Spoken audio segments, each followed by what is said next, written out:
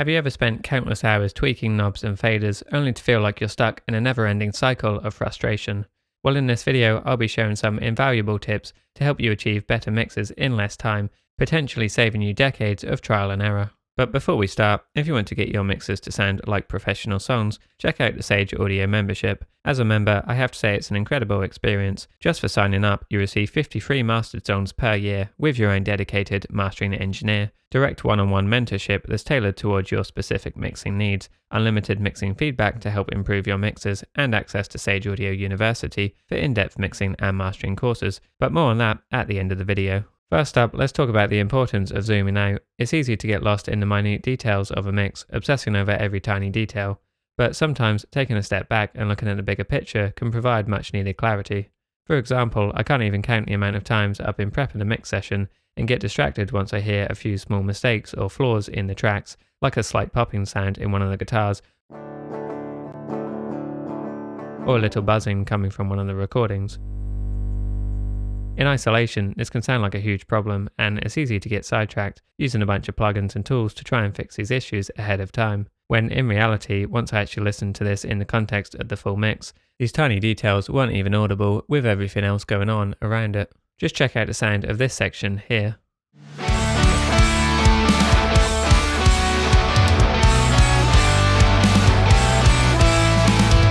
I'm sure you wouldn't have even noticed that there was actually quite a loud buzzing sound coming from one of the guitar tracks during this intro section. Hearing it in isolation, I was definitely worried about how it would translate within the mix, but as this is already a densely arranged section, as you've just heard, the average listener wouldn't pick up on this. Of course, it would be great to get the cleanest, most pristine recordings every time, but when you're getting sent tracks to mix from bands and artists all over the world, this just isn't a realistic option, and you very much have to work with what you're given to an extent.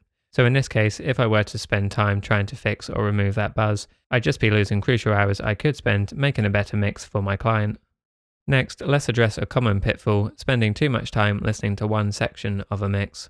It's easy to fall into a trap of endlessly tweaking a single instrument or vocal line, but this can quickly lead to fatigue and a loss of perspective. Say for example, you felt like something needed changing about this bass track, so you solo it out to get a clearer picture of how it currently sounds.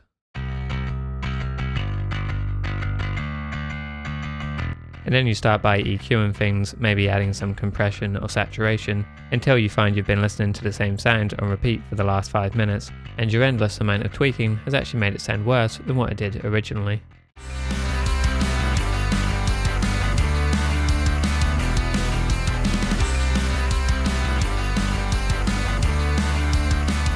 I can definitely say I'm guilty of this all the time, as it's so easy to hear one small detail in a sound you don't like, and obsess over this until you feel like you've fixed it. But generally speaking, the longer you spend hyper-focused on one sound in a mix, the quicker you'll lose perception. Which is why I'd highly recommend mixing quickly, or at least referencing your moves as often as you can, within the context of the rest of the mix. Having something like a notepad beside you, or using the Notes app on your phone can also be a great way of jotting down points you can come back to once you have all the big picture elements in place. Those first few hours of a mix are crucial, as everything is new to your ears, and you'll have a clearer perspective of what needs to be done straight away.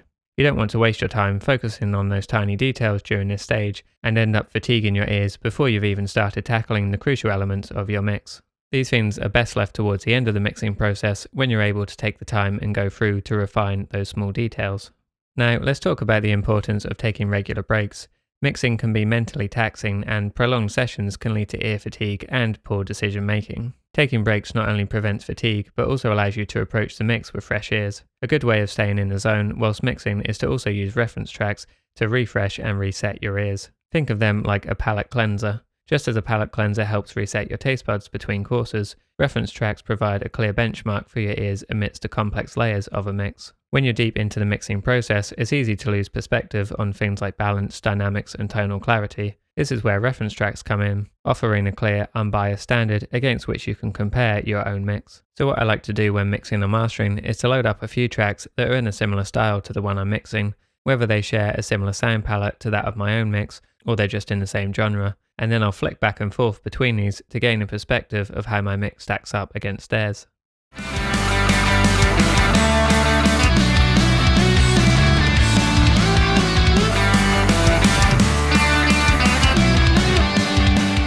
So in that case, I might think about adding a bit more low end to my mix, or at least controlling it with some multiband compression, because I really like how tight and controlled the low end of my reference track feels in comparison. It's worth noting that the goal isn't to copy the sound verbatim.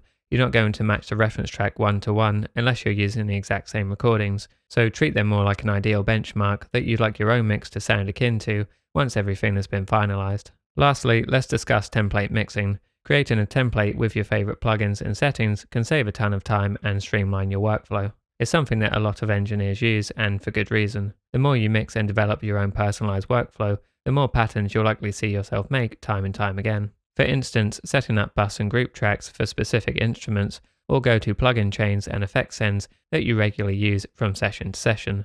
If you notice yourself making similar moves often, but you don't have a template to work from, then I'd highly encourage you to take an afternoon off to create one. Speaking from personal experience, I used to always mix every session from scratch, because I felt like it was somehow cheating to reuse certain plugin chains or effects. However, the busier I got with mixing for all different clients, the more time I needed to save on prep work, and working from a template really did speed up my entire workflow dramatically. Check out this comparison between a mix where I simply imported everything straight from my client's folder compared to the one I imported into my mixing template.